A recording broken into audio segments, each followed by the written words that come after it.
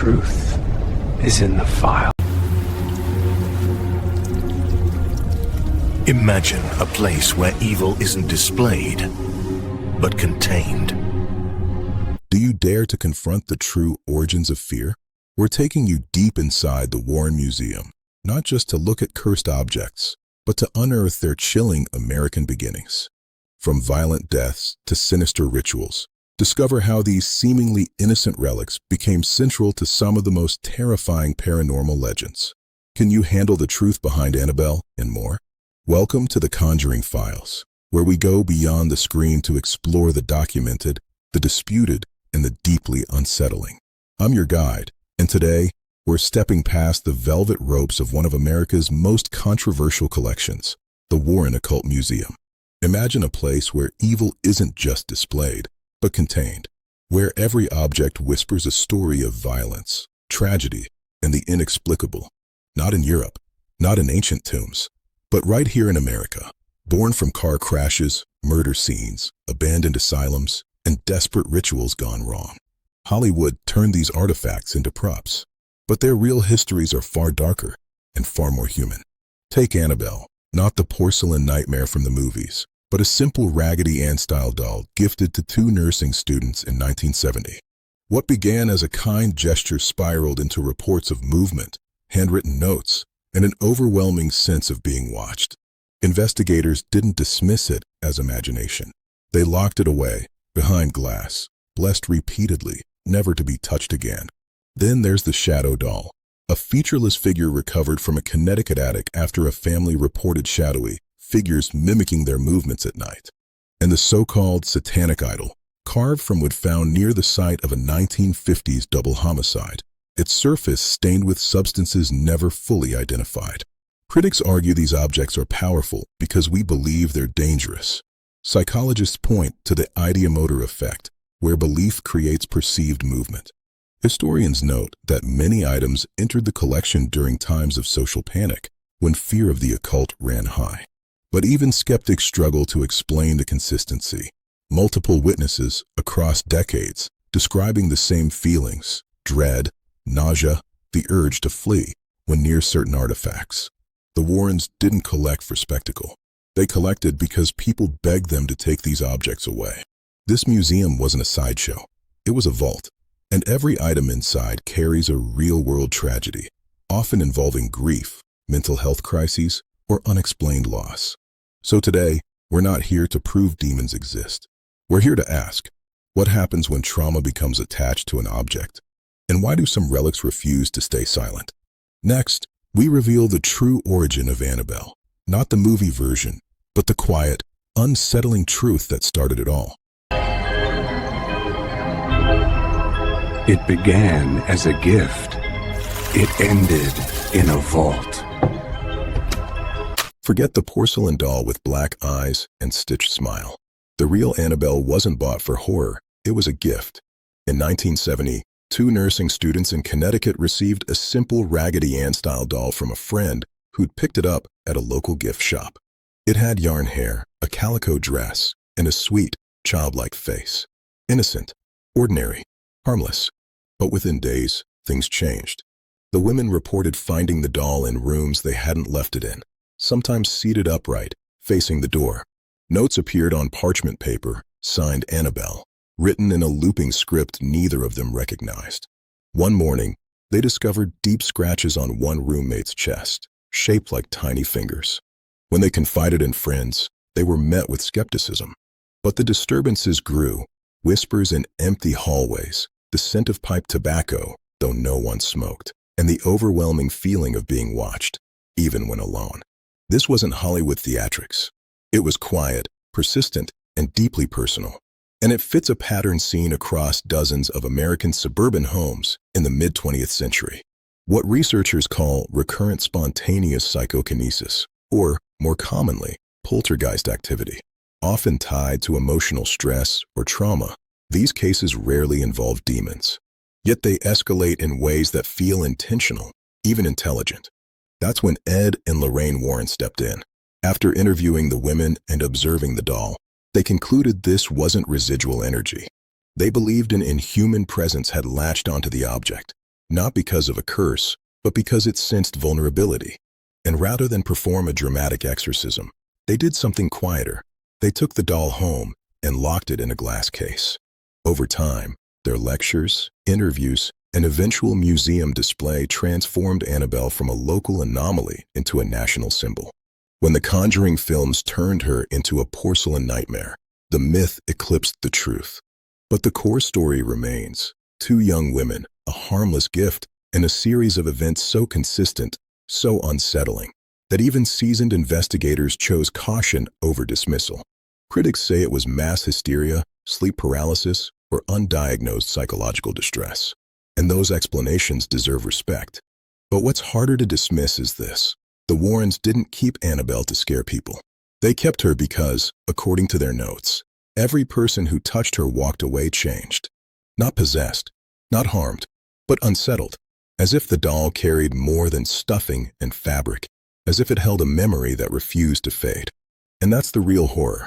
Not claws or screams, but the quiet certainty that some objects absorb more than dust. They absorb despair.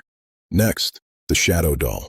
The artifact so disturbing, even paranormal investigators refuse to handle it barehanded.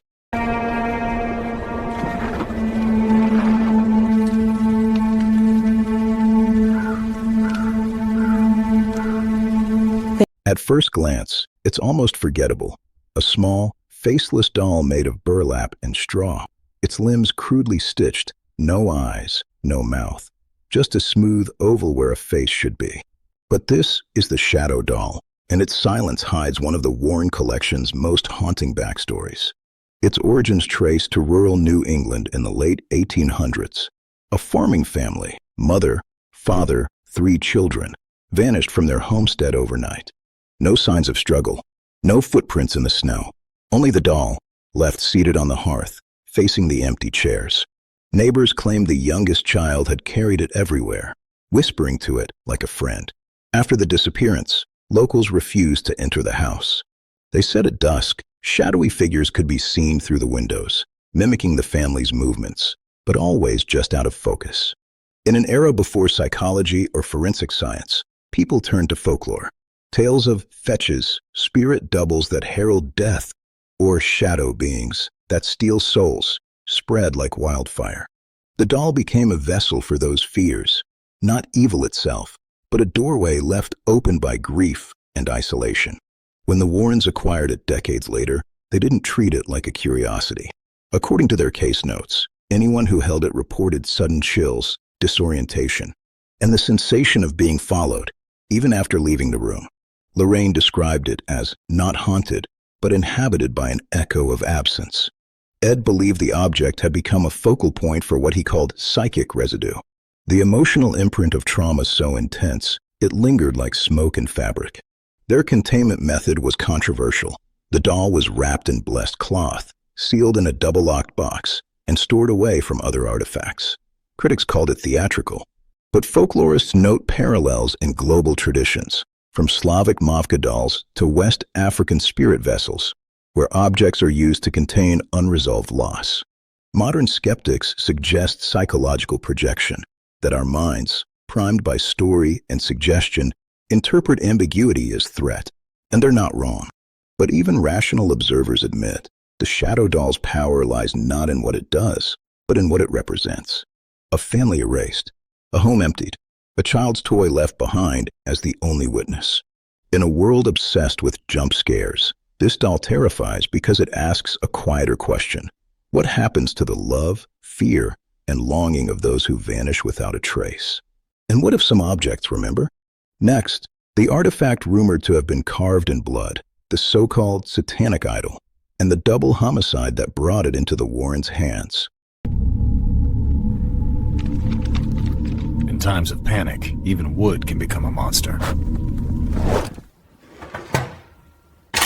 Tucked in a corner of the Warren collection sat an object so disturbing, staff reportedly avoided walking past it alone. Carved from dark, knotted wood, its surface pitted and stained, the so-called Satanic Idol had no eyes, no mouth, just a hollow groove where a face should be, and symbols etched along its base that defied translation. It wasn't beautiful. It wasn't ancient, but according to case files, it was tied to one of the most chilling chapters in American occult history. In the early 170s, police investigating a double homicide in upstate New York discovered the idol buried beneath a cabin floor. The victims, a young couple, had been researching local folklore when they vanished. Among their notes, references to a small, secretive group practicing ritual invocations in abandoned farmhouses.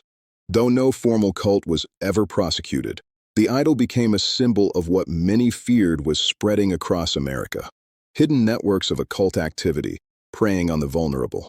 This was the height of the Satanic Panic, a moral panic fueled by media sensationalism, recovered memory therapy gone awry, and genuine anxiety about societal change.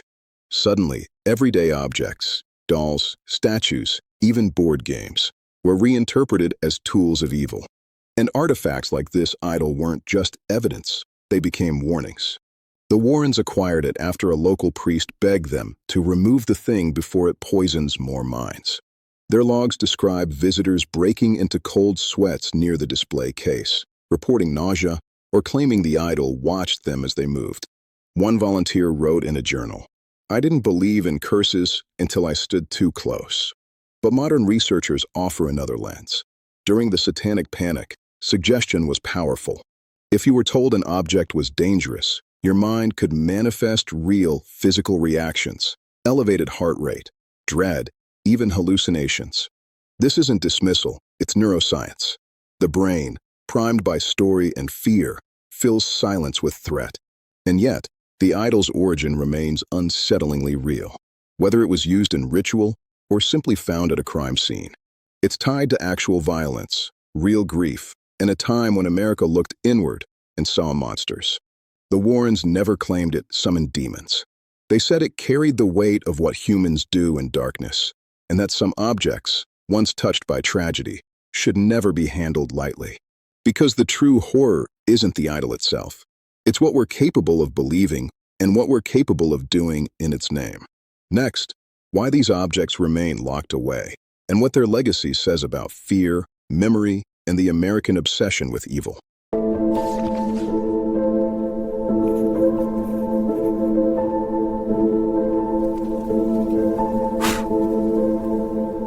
Behind every cursed object in the Warren Museum lies a human story, not of demons, but of despair. Annabelle began as a gift between friends. The shadow doll was left behind when a family vanished without a trace. The Satanic Idol was unearthed at a murder scene that shattered a small town. These aren't props from a horror film.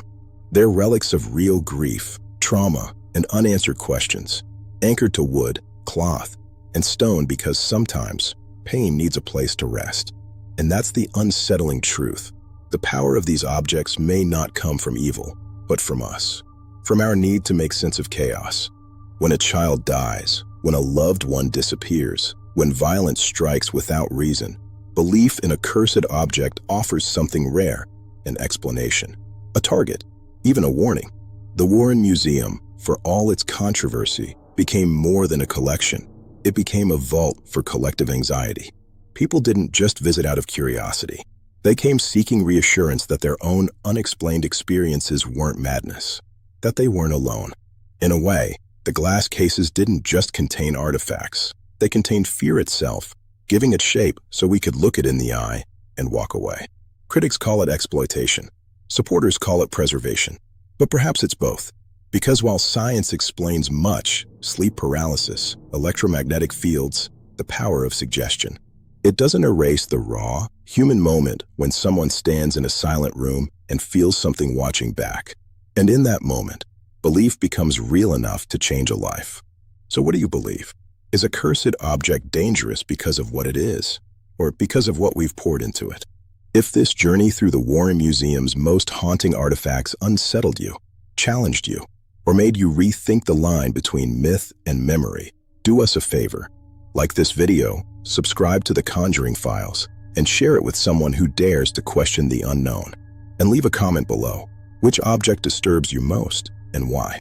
Is it Annabelle's quiet mimicry, the shadow doll's empty face, or the chilling silence of the Satanic Idol? Because the real mystery isn't whether these objects are cursed. It's why we keep coming back to them. The truth is in the files.